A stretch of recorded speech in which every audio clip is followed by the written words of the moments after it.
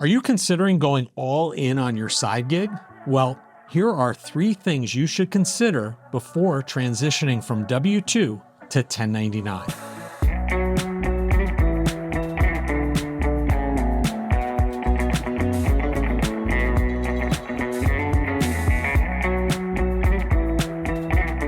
Hi, I'm Larry Sprung from Mitlin Financial, where we strive to bring joy to your money journey. Well, we've helped authors, entrepreneurs, and speakers successfully transition from W-2 to 1099. But let me share a situation with you that might be familiar to you. We had an author that was a best-selling author. Prior to her being an author, however, she was an attorney, so she was a W-2. And when the royalties started coming in from her book sales, from Amazon, they were sometimes inconsistent, not on time, but they were significant. But what she failed to plan for were the implications that were going to take place from being a 1099 employee or a 1099. As those royalties came in, no taxes were withheld. So she ended up being in a position at the end of the year owing an incredible amount of tax because she didn't plan properly.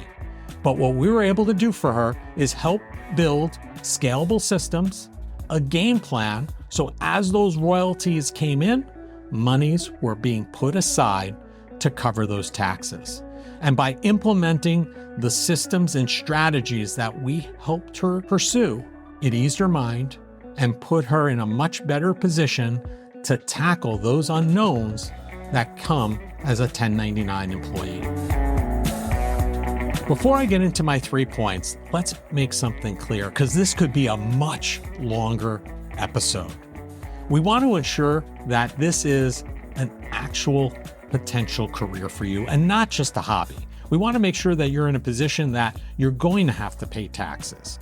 You're going to want to build a retirement from this gig, and you're going to need to have a significant emergency fund. Now, if you're in that position where you're getting a significant amount of revenue from this 1099 role, keep listening.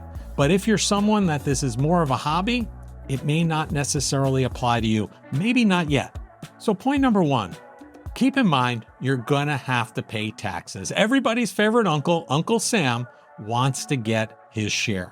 Now, as those revenues come in as a 1099, they're not being taxed. So you have to account properly for payroll and income taxes. Now, this is where a quality CPA comes in handy.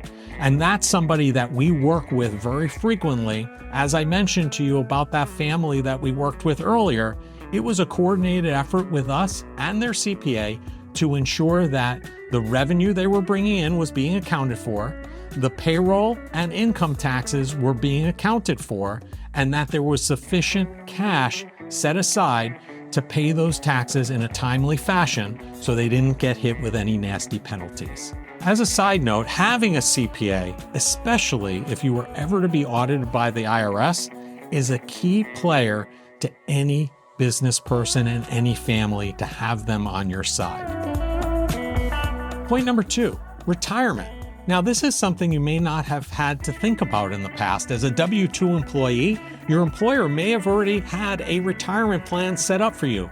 Maybe a 401k, maybe a SEP, maybe a simple, but this was already done for you. Now that you are your own employer, you have to consider, how are you going to save towards retirement? And there are various ways to do that, and depending upon the maturity of your business and the amount of revenue you're generating from the business may dictate which plan is best for you. But the important point here is you have to keep in mind that this retirement, your retirement plan, it is now up to you. So if you're going to want, and you're definitely going to need to save money for your financial future, you're going to want to keep in mind that a retirement plan is going to be paramount to hitting and reaching those goals. Number 3, emergency fund. Vitally important whether you're a 1099, a W-2, or really even retired. You need to have an emergency fund, but it's even more vital if you are your own employer. Because at the end of the day, if you have an emergency, whether it's on the business side or personal side, it's going to be your responsibility.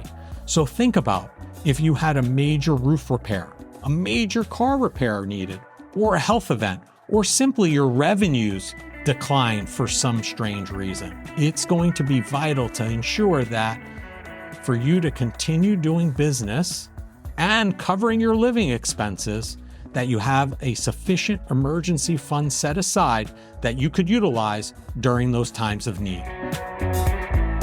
So those are 3 questions you should be asking yourself before you go jumping in full on into your side gig.